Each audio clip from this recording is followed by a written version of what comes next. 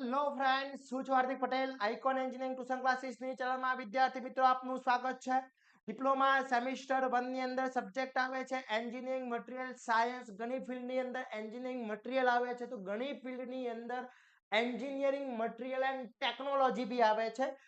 થોડા નામ અલગ અલગ છે, બાકી ચેપ્ટર આગા પાછા છે. બાકી અહીંયા સુપર 30 બધા માટે કોમન છે. જેમાં એન્જિનિયરિંગ મટીરીયલ શબ્દ છે એના માટેના સુપર 30 ક્વેશ્ચન્સ બધા માટે સેમ જ છે. તો તમારી બ્રાન્ચમાં જે બી સબ્જેક્ટ આવતો હોય, એન્જિનિયરિંગ મટીરીયલ આવતો હોય, એન્જિનિયરિંગ મટીરીયલ સાયન્સ આવતો હોય, એન્જિનિયરિંગ મટીરીયલ ટેકનોલોજી આવતો હોય, આ વિડીયો તમારા માટે જ છે. ચેનલ ઉપર નવા હોય તો ચેનલને સબસ્ક્રાઇબ કરી દેશો, બેલ આઇકોન ઓન કરી દો જેથી નવા વિડીયો આવે તરત જ નોટિફિકેશન આવી જશે. જોડે જોડે વિદ્યાર્થી મિત્રો, જો હજી સુધી તમે વોટ્સએપ ગ્રુપમાં જોઈન નથી થયા તો ફટાફટ વોટ્સએપ ગ્રુપમાં જોઈન થઈ જશો, જેની લિંક બાયોમાં મૂકેલી છે, ત્યાંથી તમે જોઈન થઈ શકો છો અને દરેક ઇન્ફોર્મેશન મેળવી શકો છો. વિદ્યાર્થી મિત્રો, એન્જિનિયરિંગ મટીરીયલનો આખો કોર્સ બનાવેલો છે, જેમાં વિડીયો લેક્ચર્સ બી છે. અહીંયા જે સુપર 30 ક્વેશ્ચન્સ હું પ્રોવાઈડ કરું છું, એ સુપર 30 ક્વેશ્ચનના વિથ આન્સર ઇંગ્લિશ અને ગુજરાતી બંને મીડિયમમાં અવેલેબલ છે. તો ત્યાંથી કોર્સ પરચેસ કરીને તૈયારી સ્ટાર્ટ કરી લેશો. પ્લસ વિદ્યાર્થી મિત્રો, જો હજી સુધી તમે અમારા વિડીયો જોયો છે અને તૈયારી સ્ટાર્ટ નથી કરી, અને જો તમારે 70 માંથી 70 માર્ક્સ લાવવા છે અથવા સારા માર્ક્સથી તમારે પાસ થવું છે, તો અહીંયા જેટલા બી ક્વેશ્ચન્સ આપું છે બધા જ ક્વેશ્ચન પરફેક્ટલી કરી લેવાના છે. ઓકે, તો જોઈએ વન બાય વન ક્વેશ્ચન્સ કયા કયા ઇમ્પોર્ટન્ટ ક્વેશ્ચન છે. બધા જ ક્વેશ્ચન અહીં આપણે વન બાય વન રિફર કરવાના છે. તો ફર્સ્ટ ક્વેશ્ચન છે બીસીસી, એફસીસી એન્ડ એચસીપી નું માળખું દોરો અને એકમ કોષમાં અણુઓની કુલ સંખ્યાની ગણતરી કરો. ક્વેશ્ચન્સ પૂછી શકે છે, ડ્રોઈંગ કરવાનું અથવા એની કેલ્ક્યુલેશન પૂછી શકે છે. એટમ્સના, સેલના મોસ્ટ ઇમ્પોર્ટન્ટ ક્વેશ્ચન છે. એના પછી ધાતુના ગુણધર્મો પર કણોની સીમા અને કણોની કદની અસર જણાવવાની છે. The state effect gain bounding and gain size of property of matter most IMP question છે, ખાસ કરી લેજો વિદ્યાર્થી મિત્રો. પછી મટીરીયલના ભૌતિક ગુણધર્મો એટલે ફિઝિકલ પ્રોપર્ટીઝ, એમાંથી કોઈ બી સમજાવવાનું પૂછી શકે છે. ફિઝિકલ પ્રોપર્ટીમાં ઘણી બધી ફિઝિકલ પ્રોપર્ટી છે, એમાંથી કોઈ બી પૂછી શકે છે, ખાસ કરી લેજો. ઓકે, એના પછી સોલિડ સોલ્યુશન અને હ્યુમધર્મની નિયમ પર ટૂંક નોટ લખવાનું પૂછી શકે છે. Very and very most IMP question છે વિદ્યાર્થી મિત્રો. પ્લસ ખાસ ઇમ્પોર્ટન્ટ છે, આ બધા જ ક્વેશ્ચનના વિથ આન્સર આપણા કોર્સની અંદર ઇન્ક્લુડ છે, ત્યાંથી તૈયારી કરી શકો છો. ઓકે, ઇંગ્લિશ અને ગુજરાતી બંનેમાં છે બેટા. એના પછી ઇક્વિલિબ્રિયમ ડાયાગ્રામ મોસ્ટ ઇમ્પોર્ટન્ટ દોરો અને તેમાંથી કોઈ એક સમજાવવાનું પૂછી શકે છે. પછી triple T diagram most IMP છે. ટી ડાયાગ્રામ મોસ્ટ આઈએમપી, એના યુઝિસ. પછી કુલિંગ કરવાની મદદથી ઇક્વિલિબ્રિયમ ડાયાગ્રામ દોરવાના પગલા, એના સ્ટેપ છે, એ સ્ટેપ સમજાવવાના પૂછી શકે છે. પછી સુઘડ આકૃતિ સાથે કન્ટિન્યુઅસ બોન્ડને સમજાવવાનું છે, મોસ્ટ ઇમ્પોર્ટન્ટ છે. પછી ટેમ્પરિંગ પર ટૂંક નોટ લખો, ટેમ્પરિંગ પર ટૂંક નોટ લખવાનું પૂછી શકે છે.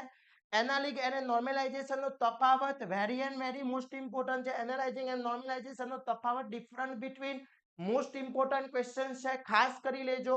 એના પછી વાત કરવામાં આવે લોખંડ અને સ્ટીલના ઉત્પાદન માટેનો flow diagram, most important flow diagram પૂછી શકે છે.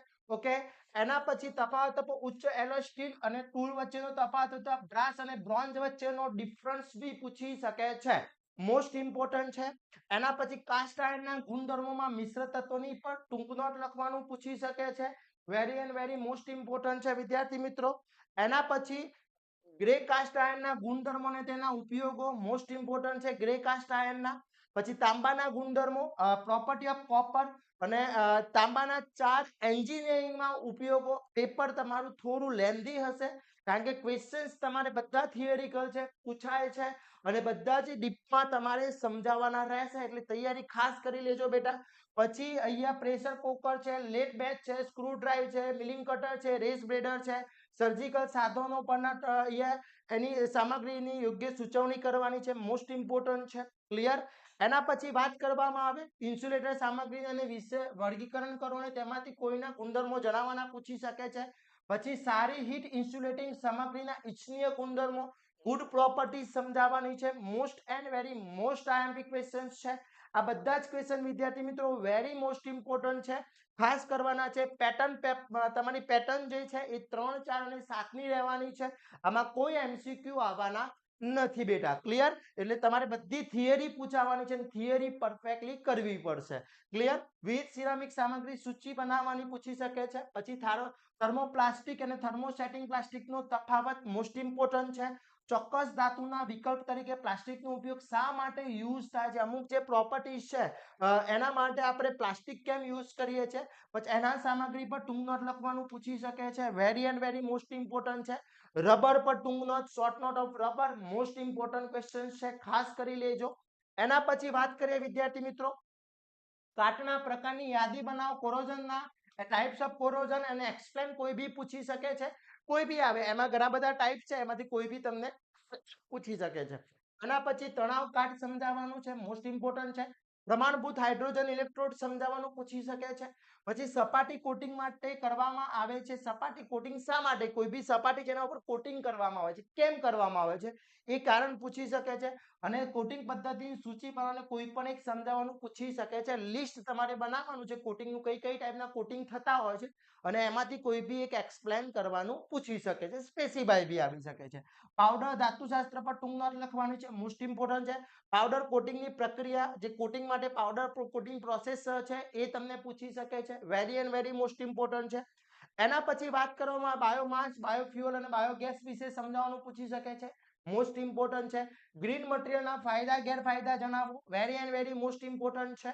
આજે ગ્રીન મટીરિયલ ખૂબ જ મહત્વનું અને જરૂરી છે, એ તમારે એક્સપ્લેન કરવાનું છે. કેમ જરૂરી છે ગ્રીન મટીરિયલ એ તમારે સમજાવવાનું પૂછી શકે છે.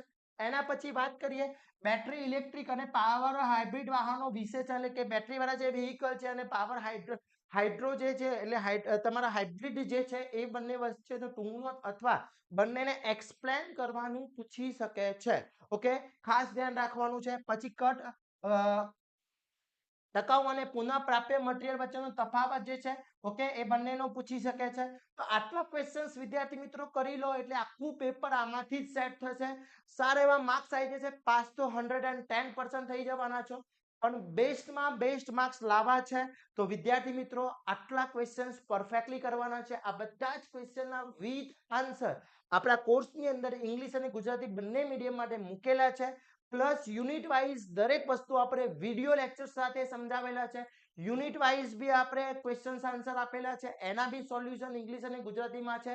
પ્લસ આગળની યરના જે પેપર છે, જીટીયુના પેપર છે, પેપરના સોલ્યુશન બી અંદર મૂકેલા છે. તો ફટાફટ કોર્સ પરચેસ કરી લેશો. બાયોમાં લિંક મૂકેલી છે, ત્યાંથી કોર્સ પરચેસ કરી શકો છો અને વધુ ઇન્ફોર્મેશન માટે અમને કોન્ટેક્ટ કરી શકો છો. અને આ વિડીયોને તમારા ફ્રેન્ડ સર્કલનું જેટલું બી તમારું ગ્રુપ છે ફ્રેન્ડ સર્કલ બધાને શેર કરી દેશો, જેથી દરેક વિદ્યાર્થી મિત્રો સારા માર્ક્સ મેળવી શકે અને સારા માર્ક્સ લાવી શકે. આવા જ નવા વિડીયો સાથે નવા દિવસે મળીશું. ત્યાં સુધી વિદ્યાર્થી મિત્રો મને રજા આપશો. જય હિન્દ, જય ભારત.